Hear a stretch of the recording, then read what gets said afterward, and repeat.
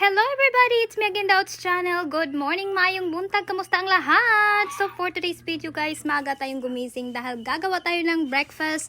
Ayan, meron na tayong coffee, bread, naka-toasted na. So yung ating ginagawa pala ay toasted bread with avocado and bacon and honey. And napakasarap niya guys. Try niyo siya.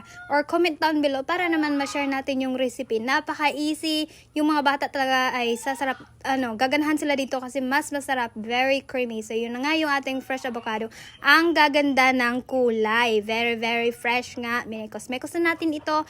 At yes, mekos-mekos. Sa'y tawag na sa Bisaya. Dugsak-dugsak nun. Or dugmuk-dugmukon. Kamu nang bahala diha guys. So ngayon nga, ang ating mga alaga ay napakaingay. So, bibigyan natin sila ng pagkain.